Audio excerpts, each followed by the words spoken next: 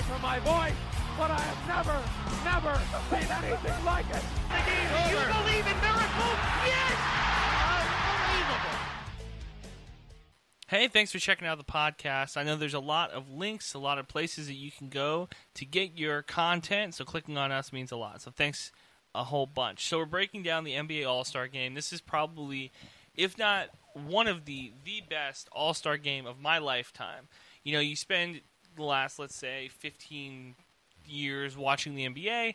The NBA All-Star Game is known for lack of defense, I should say.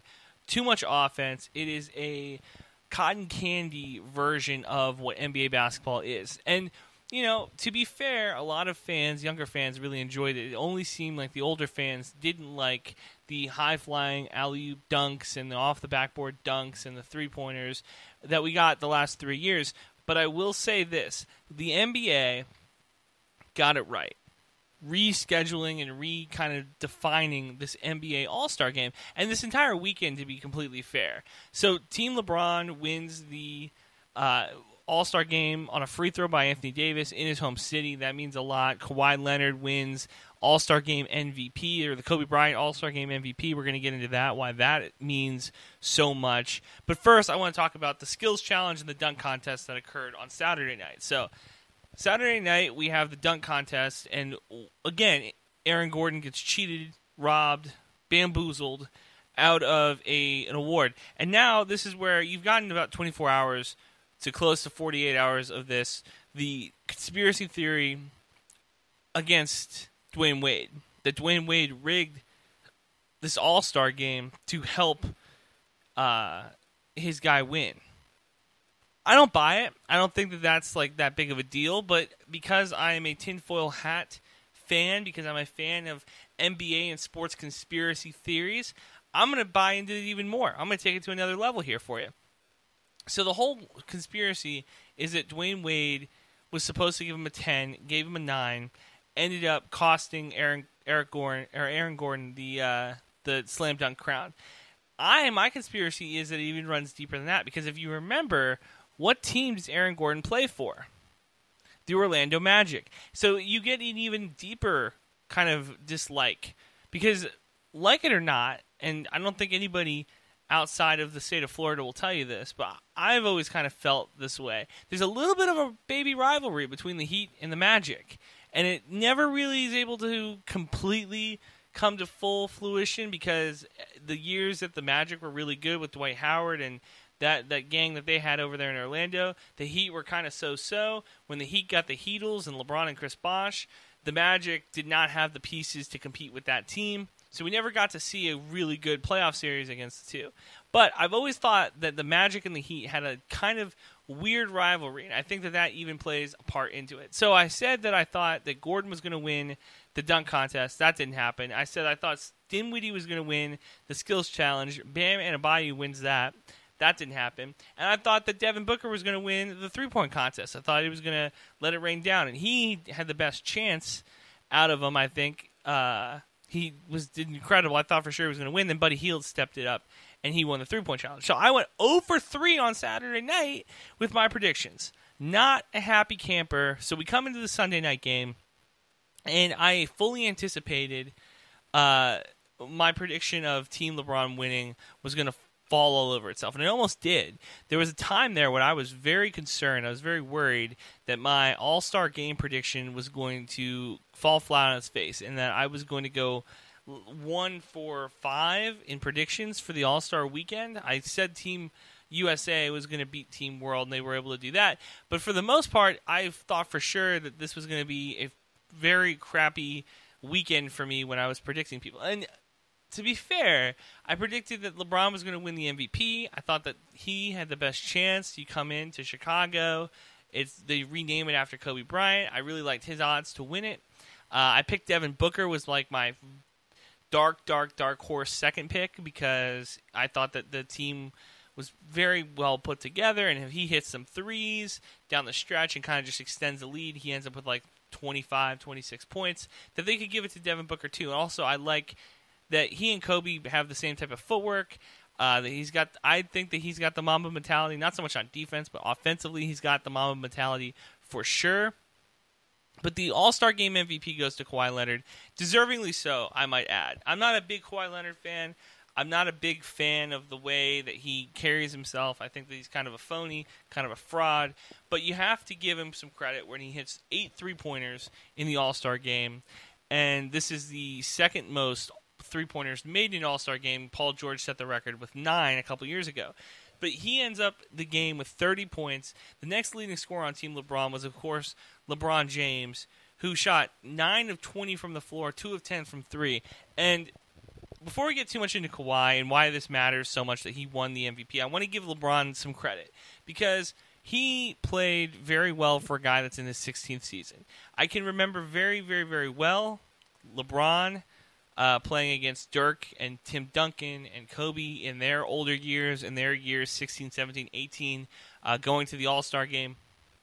The fact that this is the 16th time LeBron has gone to the All-Star Game, the 16th time he's been a starter in the All-Star Game, and the 16th time that he has been an impact player in the All-Star Game, I thought for sure that he was going to have a drop-off at some point. But this game pretty much came down to Kawhi versus Yanis Antetokounmpo for who was going to be the next best player in the league. I say this all the time, that you can go through NBA history and the torch gets passed maybe 7 times. I've always said that you can count the eras, you can count the decades of NBA basketball by who the torch gets passed to.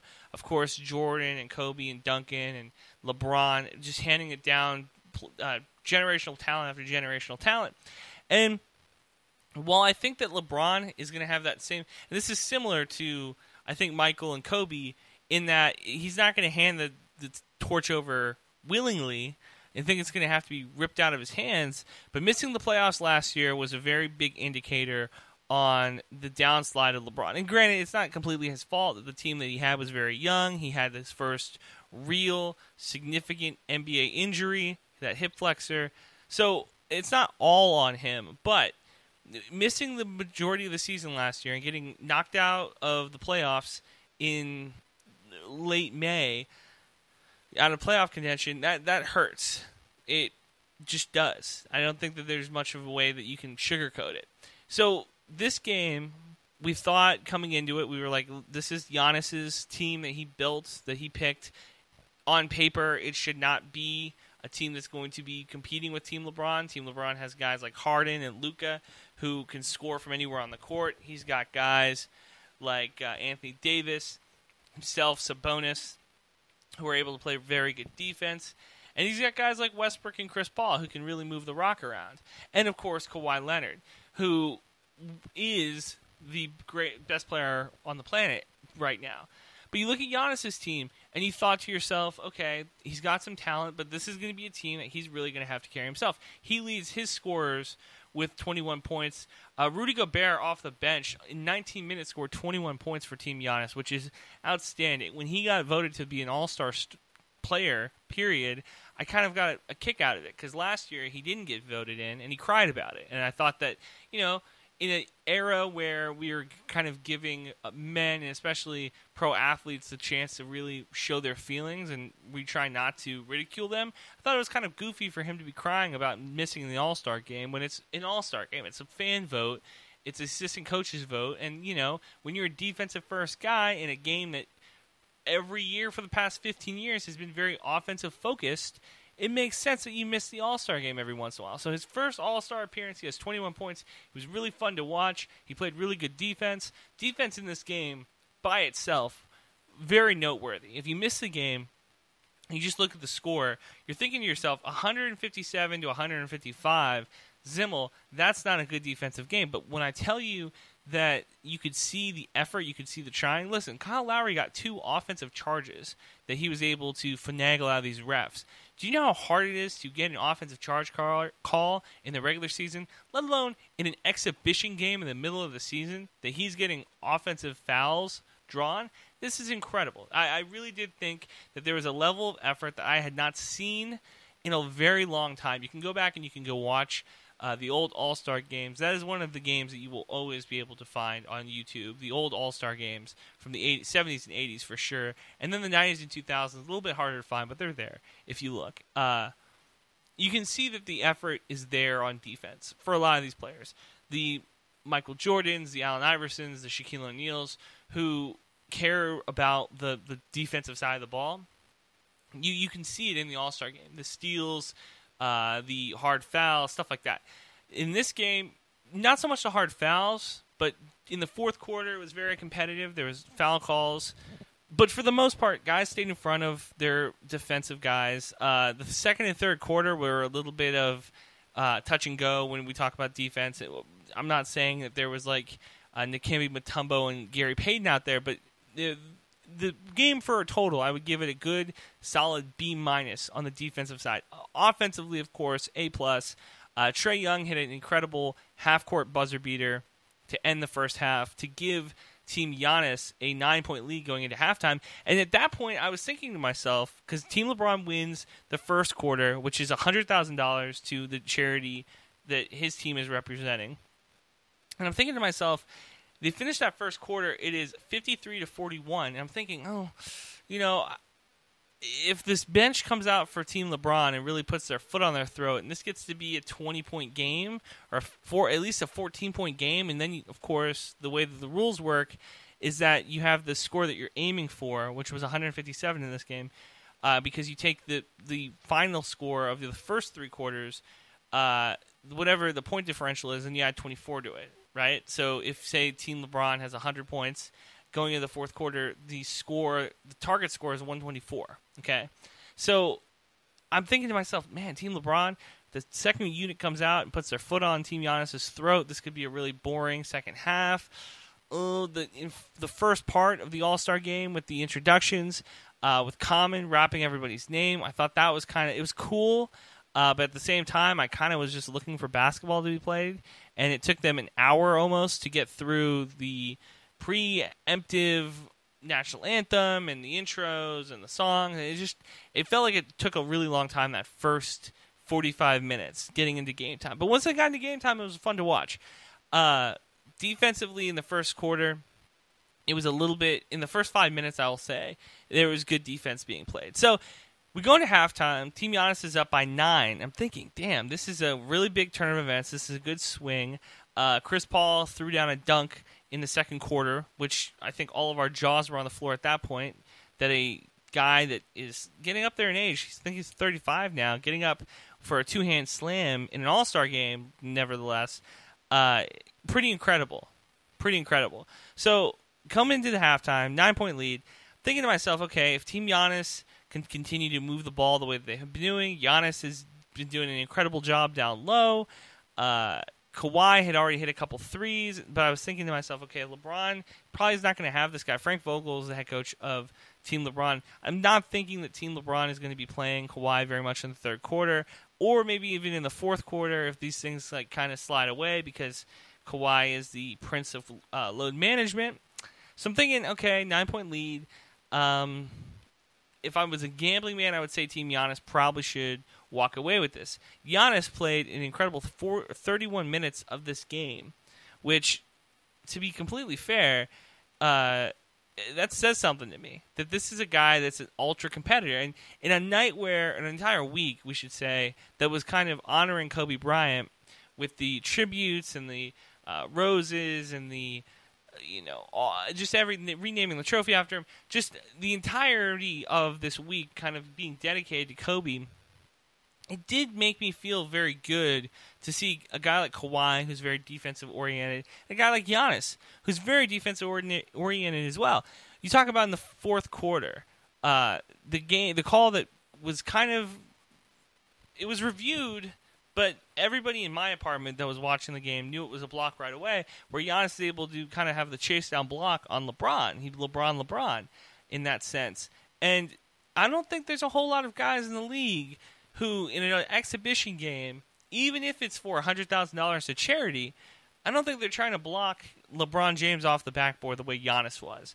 And, when LeBron went to L.A., when he went to the Lakers, there was a lot of people who said around the sports media world. They said, okay, makes a lot of sense for LeBron.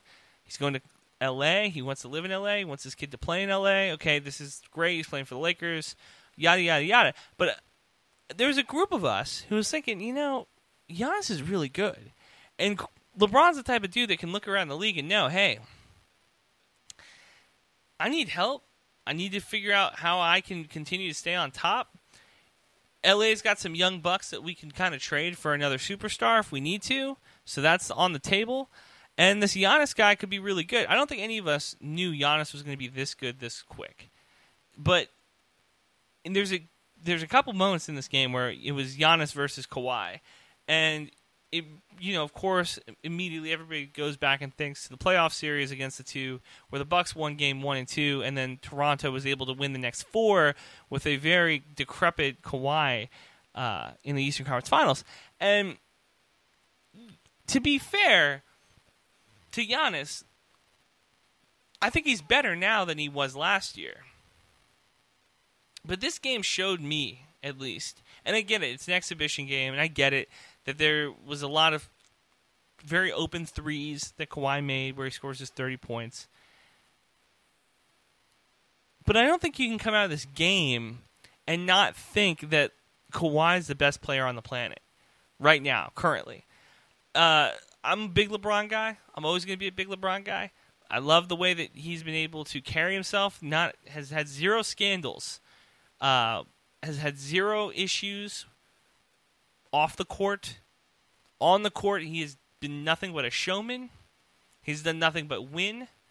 And even in his losses in the finals to the Warriors recently, he's always put on a show. He put up 50-something points in that game 1 in 2018. This guy is an incredible showman. So I'm always going to be a big LeBron guy. But even I can see the writing on the wall that it's a Giannis and a Kawhi-driven league. So in a game where we got to see Giannis and Kawhi play each other one more time, where both players are pretty much healthy, they're all physically fit, they all are set up with good players around them. When you saw the two matched up against each other, it gave you thoughts of the playoff series last year where Kawhi was able to win a lot of those games, if not by himself, by the help of his teammates, but he was able to come out on top. In this game, Kawhi, 30 points, had a couple of really big steals, too. He's one of the only guys that plays tight defense all the time. So he had 7 rebounds, 4 assists, 2 steals. Look, like I said, Kawhi winning the first Kobe Bryant Mamba Mentality All-Star Game trophy, it says a lot to me.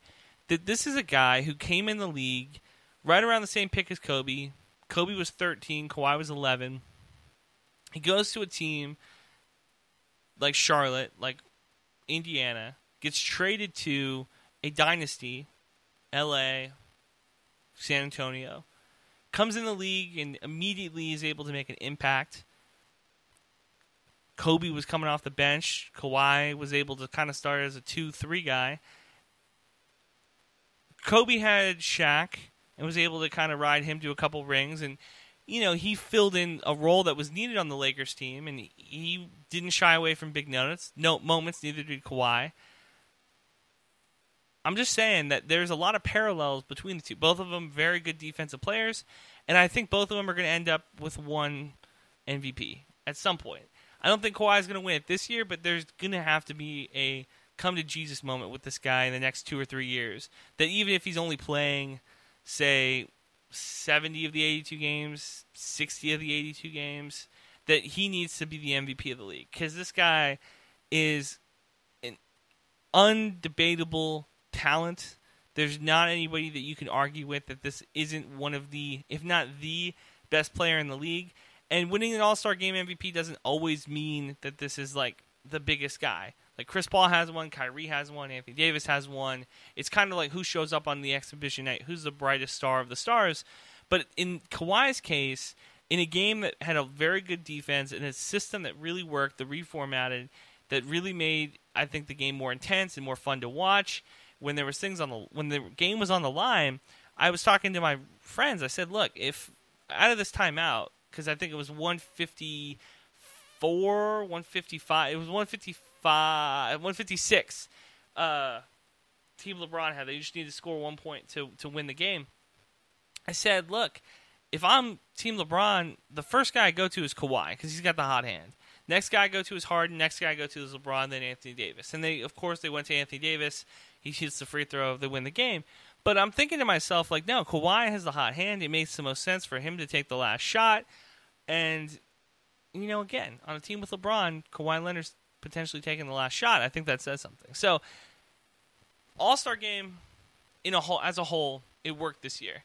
This is the first time that I watched it from first tip-off to the final buzzer, and I was entertained the entire time. There was not a point in this game where I wasn't enjoying myself. There wasn't a time in this game where I was thinking, oh, man, I wish somebody would play defense. It worked. For the people that really like the offense, there was a bunch of really good dunks. There was a bunch of really good assists. There was a bunch of really good defensive plays for those guys that really like the defensive side of the ball. This entire All-Star game worked to me. They need to reformat it. I really like the way that they did it. The target score made the most sense. I think that would be really cool if they set the target score at the beginning of the game and said, like, hey, we're shooting for this today. Tonight it was 157. If they say, like, hey, we're going for 160, or, they can make an arbitrary number, right? Like 200 points. Whoever hits 200 points first wins, and we just play 4 quarters or whatever. Something like that would work to me. And I think that this is the best. I think that they continue to have the best All-Star weekend. Baseball doesn't have this. Football doesn't have this. Football's trying to figure out how they can have a skills challenge and make people care, but I think that a lot of those fans that you're trying to get in sold on the Pro Bowl years ago.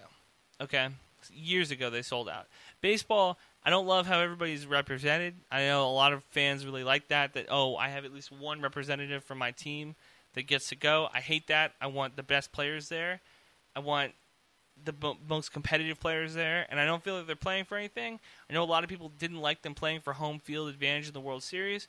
Personally, I really enjoyed that because it had like a sense of urgency. It had a sense of like, we need to win this game. We can't be, grooving pitches to anybody. We have to be going hard. NBA weekend, I know a lot of people don't like it. I enjoyed this one. This is the most enjoyable one I can remember in a while. So, that's going to do it for the show. Tuesday, we're going to be talking about a TV show on Amazon Prime called Modern Love that I really enjoy. Wednesday, we have Sam with his NBA draft stuff. Thursday, we'll figure something out. Friday, Film Friday. A lot of good movies out. Sonic the Hedgehog is not one of them. I've seen really weird reviews on that one, so I'm kind of intrigued into... I'm going to have to see it at some point, probably. Hopefully it's not soon, but I'm going to see it at some point, and I'll give you like a quick 4-minute synopsis of what I thought of the film. But I've seen a lot of really good reviews on it. It's like 95% on Rotten Tomatoes or something, which is crazy. So, it's a lot of fun. So, we got a lot of good content coming up for you. NBA is coming up. College basketball is finally getting nearer and nearer to March Madness, and we'll talk about our predictions. We'll talk about the brackets, all that type of stuff. It's great. XFL, I didn't watch it this weekend. This weekend I did not watch the XFL. Didn't have a ton of time. Didn't really care too much about it. So it's all good. So just putting it out there one more time for you. If you need to remind people that you care about them while they are around. If anything, this Kobe Bryant weekend kind of cements that. Really reminds you that if there's something you say to somebody, say it. So thank you for listening. Check us out again tomorrow. I'll talk to you guys later.